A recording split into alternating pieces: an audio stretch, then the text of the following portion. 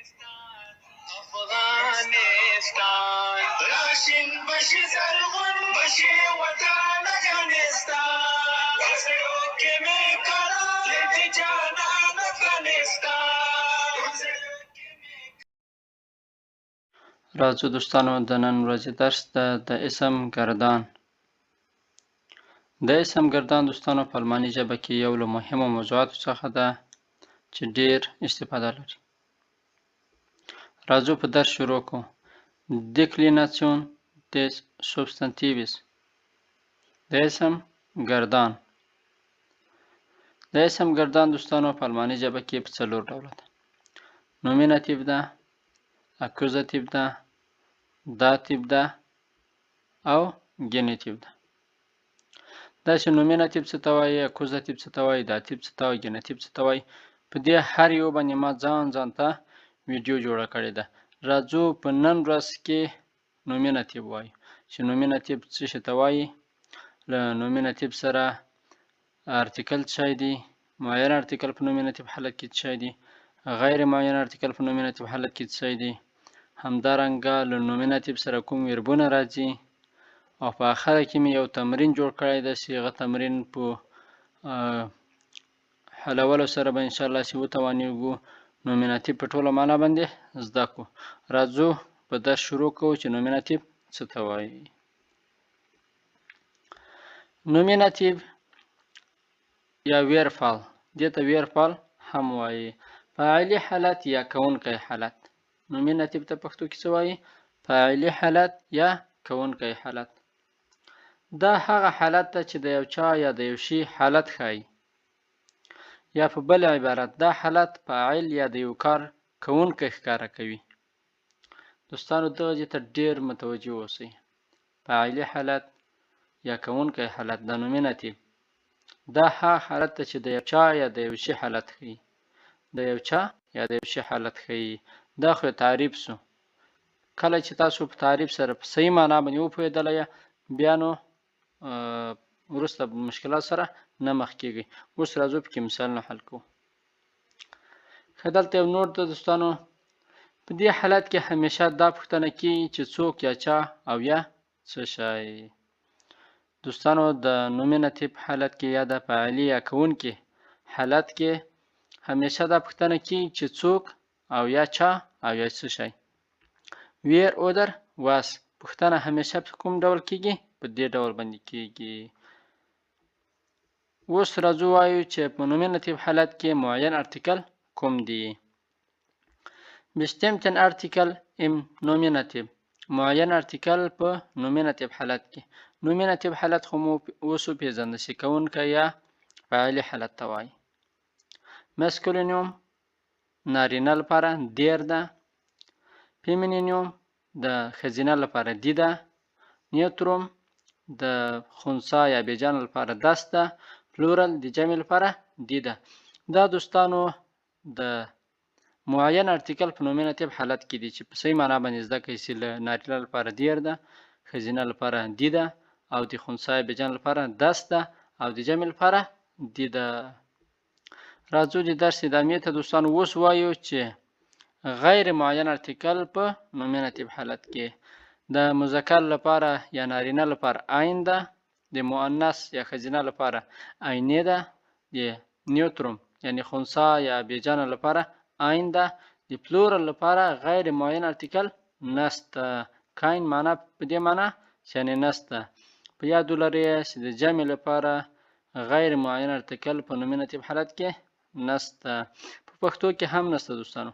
د مثال په ډول باندې موږ چې کله وایو ما پرون یو سړی ولیده، دلته دا یو چې ده دا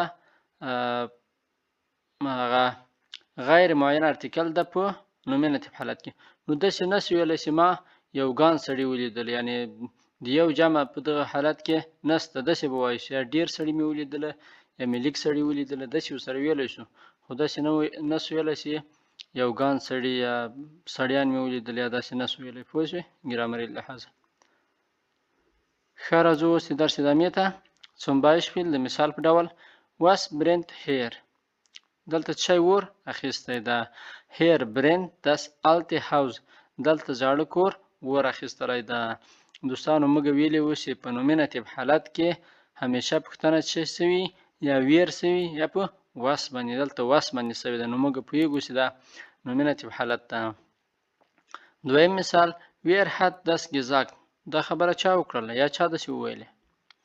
Der Lehrer hat das gesagt. استاد دا خبره وکړه یا استاد دا وویلې. دریم مثال wer ist das. هغه څوک ده؟ Das ist ein Kind. هغه یو ماشوم ده. Was ist das. دا څه شی ده؟ Das ist ein Stuhl. دا یوه چوکۍ ده. دوستانو دلته مو په مثالونو کې ولیدلی چې یا پوښتنه په was سره سوې ده او یا په where سره سوې ده. نو د نومیناتیو حالت کې همیشه پوښتنه په where او په was سره کیږي. اوس هغه ویربونه وایي چې هغه نومیناتیو سره راځي. مخکې له دې نه دوستانو چې دا ویربونه وایي چې نومیناتیو سره راځي، تاسو ته یوه یادونه وکړم، هغه دا چې څنګه وپوهیږو چې دغه حالت نومیناتیو حالت ده، که اکوزاتیو حالت ده، داتیو حالت ده او یا که ګینیتیو حالت ده. د دې لپاره لومړی دوستانو باید تاسو هر یو حالت تعریف په صحیح معنا باندې وپېژنئ. لکه موږ چې پاس اوس تعریف وکړو، په همدې شکل باندې هر یو تعریف باید چې په صحیح معنا باندې وپېژنئ چې دا څه شی ته وایي، نومیناتیو څه ته وایي، اکوزاتیو څه ته وایي، داتیو څه ته وایي، ګینیتیو څه ته وایي. په دویم حالت کې دوستانو تاسو باید هغه ویربونه چې له نومیناتیو حالت سره راځي هغه تاسو باید وپېژنئ، چې کوم ویربونه له نومیناتیو سره راځي، کوم له اکوزاتیو سره راځي، کوم له ګینیتیو سره راځي، همداسې نور.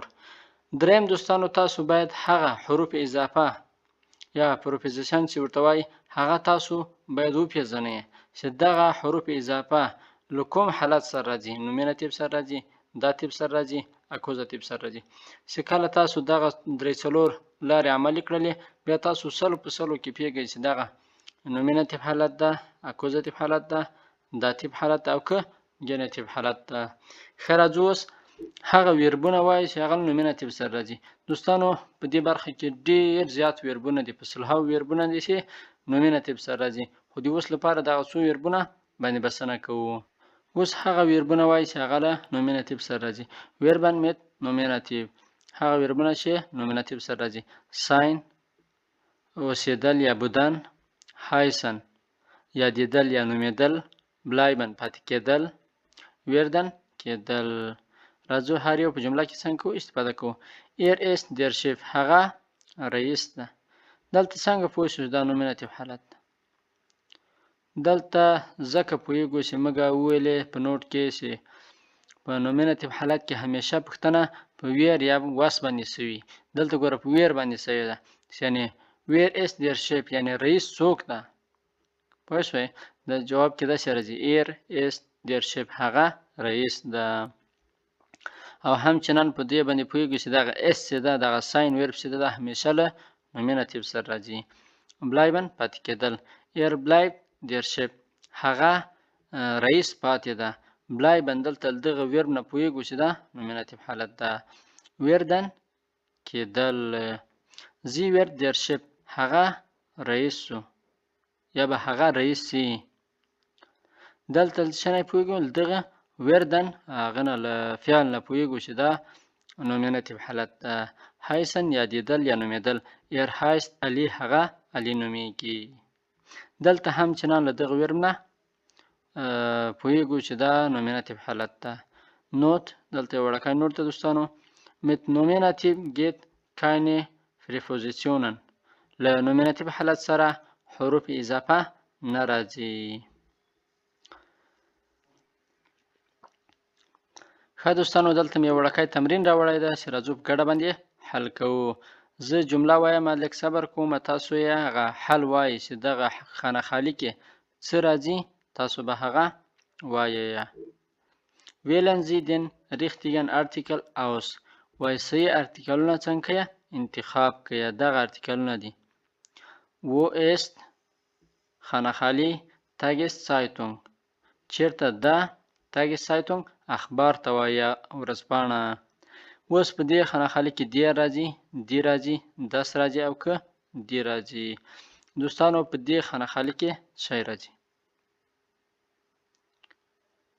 ښه په دې خانه کې دی راځي ځکه دی راځي چې Tageszeitung ارتیکل څه ده دی ده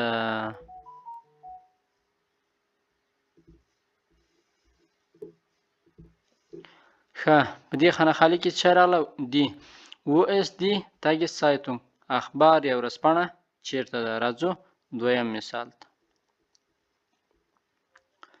Wer ist خانه Junge Junge هلک ته وایي په دې خانه کې څه راځي